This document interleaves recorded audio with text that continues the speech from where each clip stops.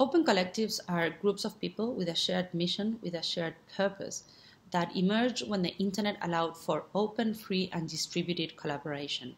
Think about open source software communities or collaborative and mission-driven networks, global social and political movements.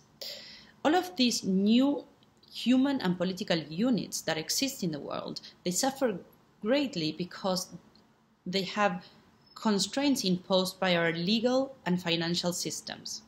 They are essentially expected to have a legal entity somewhere in the world that fits the assumption that our governments have of how organizations should be. So for our governments only understand organizations as the firm or LLCs, for example, C Corps, even co-ops. All of them have hierarchical structures and they're localized in a certain territory. And this has nothing to do with how these new emerging collaborative networks organize. They're fluid, they are not located anywhere in the world. People contribute to them more or less depending on their life situation or at different points in time. They don't have a hierarchical way of organizing. It's like asking who's the president of the internet. It simply doesn't fit the way these networks think of themselves or how they operate. To contribute to any of these open networks, you don't have to ask for permission. You just go ahead and do it. Think about Webpack, for example. Webpack is an open source software that provides a lot of value to society because there are many organizations that depend on this software to create their products. However, when they want to receive money in return or the firms want to hire them, for example, they don't have where to send the money because it's impossible for them to have. Imagine how hard it would be for a developer that is doing this in their own free time in Germany, another one in the US, another one in Stockholm, and one in China, to come together and hire an accountant, hire a lawyer, have a legal entity, decide who's the president.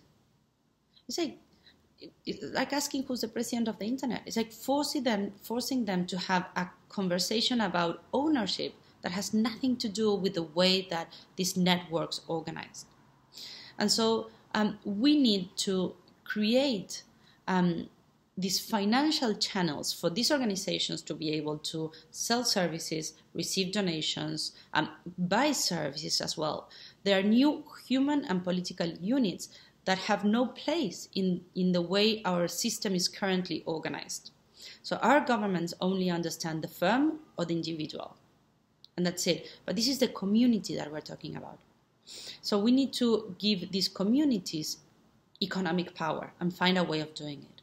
So Open Collective, what it does is enables these communities to receive funding, to organize, to be able to sell their services without needing a legal entity or a bank account.